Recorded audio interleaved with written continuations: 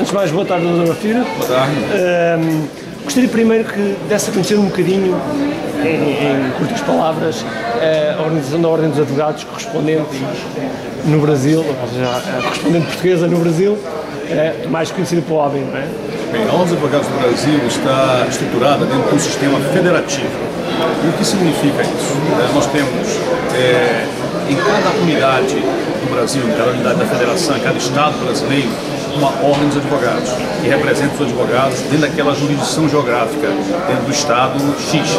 No Rio de Janeiro, há uma OAB do Rio de Janeiro, São Paulo, OAB de São Paulo, e assim sucessivamente em relação a todos os estados brasileiros. Temos em cada um desses estados, dentro do exemplo que eu acabei de referir, OAB Rio de Janeiro, OAB de São Paulo, subseções. As seccionais, que ficam no estado, e as subseções, que ficam em municípios que poderiam corresponder aqui em Portugal às comarcas, aos povoados, onde se tenha um número mínimo de 100 advogados. Portanto, e aí se congrega também em nível municipal. Então, em nível municipal, em nível estadual e em nível federal. Temos a OAB Nacional, o Conselho Federal da Ordem dos Advogados do Brasil, do qual sou presidente, que tem o objetivo de estruturar todo o sistema, fazer o sistema funcionar e, sobretudo, a partir dos recursos que recebe de cada uma dessas seccionais que arrecada junto aos seus respectivos advogados, redistribuir esses recursos para haver o equilíbrio do sistema, sempre no sentido de que se permita uma igualdade entre os advogados. Não é concebível um estado como São Paulo, por exemplo, que tem 300 mil advogados, os advogados paulistas têm muito mais acesso ao saber, acesso à qualificação, que os advogados de um estado pequeno como o Amapá, que tem 1.200 advogados. E qualquer advogado pode exercer em qualquer estado? Sim, até 5 causas. Os advogados podem exercer a advocacia em nível nacional, mas os advogados de um estado só podem advogar em outro até 5 causas. Se eles quiserem se transferir para esse outro estado, eles transferem a OAB dele do estado de origem para o estado onde vão trabalhar. Enquanto não transferir, eles têm duas opções. Ou ele advoga até 5 causas sem precisar de uma inscrição suplementar, ou ele faz uma inscrição suplementar e começa a pagar também as cotas para aquela OAB de onde eles já têm mais de 5 causas. E conhecendo um bocadinho do Presidente, um bocadinho do seu percurso e para dar a conhecer um bocadinho ao projeto Lawfare Lawyers? Bem, eu sou advogado desde 1983, fevereiro de 83. Já tenho algum tempo de advocacia e sempre me dediquei à área empresarial, advogando para empresas, dentro das demandas que as empresas têm em relação a trabalhadores, em relação à questão tributária, fiscal, enfim. Dentro da área empresarial. Tenho um escritório de advocacia em Belém do Pará, no norte do Brasil, e também sou um advogado público, concursado como procurador do estado do Pará, advogando para o estado do Pará, de onde estou licenciado para exercer o mandato de presidente nacional da OAB. Só para termos uma ideia... Sou também professor da Universidade Federal do Pará, tenho mestrado em Direito, e já fiz vários concursos públicos, dos quais posso destacar o de professor, o de procurador do Estado e também de advogado do Banco do Estado do Pará, quando logo no início da minha carreira. Só para termos uma noção da grandeza em termos de números que existe no Brasil, podemos já só conhecer o número de advogados inscritos e não inscritos, dado que um pouco em Portugal, como nós temos 27 mil advogados, mas temos 44 mil licenciados em Direito. Qual é que é mais ou menos o número?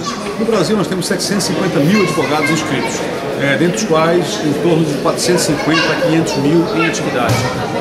É um número bastante expressivo, só em São Paulo temos 300 mil inscritos, em atividade uns 200, 220 mil. Portanto, é um número bem grandioso comparado com os demais países. A Ordem dos Advogados do Brasil aprova por ano uma França de advogados para ingressar em seus quadros. Portanto, é o terceiro país penso eu, em número de advogados, maior do mundo. Só sendo superado pela Índia e pelos Estados Unidos. Exatamente. E em termos de número de sociedades, estamos a falar de sociedades de advogados? Olha, nós estamos fazendo agora esse levantamento no Brasil. Nós criamos um cadastro nacional de sociedade de advogados. Estamos ainda dependendo das informações que vêm de cada uma das OAB dos estados para integrar esse cadastro. Mas então, neste momento, teria uma estimativa? Nós temos em torno de 1.000 sociedades de advogados no Brasil. Mil sociedades de advogados. Ou mais. Ou mais, provavelmente, não é? Não, muito mais. Acredito que sim, porque em Portugal são 1.100 sociedades. Esse número está defasado, efetivamente, eu prefiro não arriscar o número. Ok. Como é que diria que era o perfil do advogado brasileiro? Acha que existe alguma característica especial? Esse perfil é de um advogado de um modo geral. Do modo geral. O advogado brasileiro, português, um advogado que é preparado para o litígio. É um advogado que é preparado para o embate. Não é um advogado preparado para a conciliação. Essa é uma visão que efetivamente a gente precisa mudar. É necessário que o advogado entenda, o advogado brasileiro, o português, o advogado de modo geral, que a primeira missão do advogado é a conciliação. E só depois de esgotada todas as possibilidades de conciliação é que ele deve procurar a justiça. O advogado não pode estimular o conflito. Se ele fizer, ele estará desrespeitando as normas deontológicas, as normas éticas que presidem a nossa profissão. Portanto, é necessário que as faculdades de direito comecem a cada vez mais demonstrar que há outras formas de solução dos conflitos que não seja somente a judicial. Realmente, estava agora a tocar num ponto que eu precisamente iria seguir. Referiu que havia cerca de 1.250 escolas de direito, dos quais são cerca de 651 mil estudantes. Sim. Portanto, aqui estamos a considerar do primeiro ao quinto ano, e que por ano sairão entre 80 mil a 100 mil bacharéis formados. Ou seja, esses candidatos a fazerem um estágio, que por sua vez farão o exame da ordem. No Brasil é diferente daqui de Portugal. Aqui em Portugal, encerrado a graduação, é feito um teste para o estágio da Ordem dos Advogados de Portugal. No Brasil, encerrada a graduação, é feito um exame de suficiência, a fim de verificar se o advogado tem condições, se o bacharel tem condições de receber as suas credenciais de advogado. Nós não temos esse estágio de 2 anos. Não temos 2 anos como tem aqui em Portugal. Não é essa a diferença. Eu dei um dado ainda há pouco, que é interessante, que a cada exame de ordem se submetem 110 a 120 mil bacharéis. E são aprovados apenas 15% disso. Portanto... Nos 4 exames que são feitos ao longo do ano. A média é essa, 15%. 15%. Se nós chegarmos a 20%, já vamos chegar felizes. É que... do número de advogados que sai portanto, ou seja, temos muitos advogados a sair por ano das universidades. Entre 80 e 100 mil. Entre 80 e 100 mil. E a crescer aos advogados que já existem, temos um rácio aproximadamente, o Brasil tem cerca de perto de 200 milhões de habitantes. Portanto, estamos a falar de um rácio 300 pessoas por um advogado. É nessa faixa. Ou seja, considerando criança. Exatamente. É mais ou menos essa faixa. Ou seja, não é uma faixa bem diferente do mundo inteiro. Há alguns lugares onde é maior, etc. Só que no Brasil ela está muito mal distribuída. Está muito mais concentrada nos estados desenvolvidos, nas capitais, do que provavelmente no interior. Por exemplo, na Amazônia. Isso fica 1 para 1000. Né? Por quê? Porque é muito poucos advogados. E por que os advogados não se deslocam para lá? Por conta da falta de estrutura. Não há estrada, não há saúde, segurança, enfim. Então, os advogados não querem arriscar. Oportunidades ainda existem no Brasil. Nós estamos cada vez mais incentivando os advogados a abraçar novos nichos.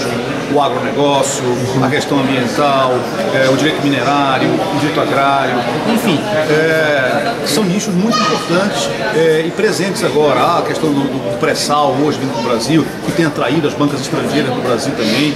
Portanto, há muitas oportunidades no Brasil. Basta que a gente tenha vontade e a aplicação e, sobretudo, coragem de ousar. Mas com esse rácio, a competição entre os advogados e as sociedades de advogados é realmente muito maior. Não é? Muito maior, é muito grande, sobretudo onde há essa concentração maior de advogados.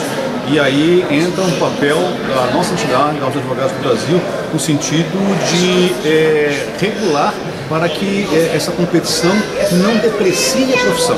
Porque o que pode acontecer, o que vem acontecendo de certa forma, e nós estamos tentando mostrar que isso é muito ruim, é transformar a Ordem dos Advogados do Brasil naquilo que, por exemplo, os médicos brasileiros foram transformados.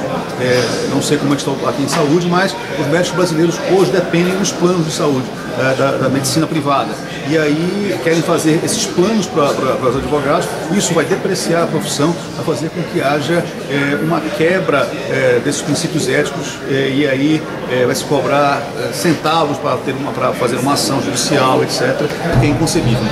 Nós, no nosso contacto com os advogados em todo o mundo, em alguns congressos que temos participado, temos verificado que há cada vez uma maior tendência do cliente, principalmente o cliente empresarial, pedir orçamentos. Como é que neste momento no Brasil as coisas estão encaminhadas? O valor hora continua a ser uma das medidas através do tempo? Como é que normalmente funciona? Isso depende muito, efetivamente, de cada relação.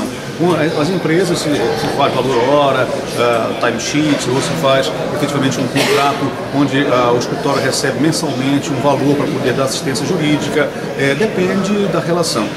Essa influência do tempo, que vem do direito anglo-saxão, ainda não chegou muito forte no Brasil, porque há uma reação cultural em relação a isso. Muito bom. Muito obrigado, Dr. Filipe. Antes de mais, agradeço o convite e boa estadia e bom regresso.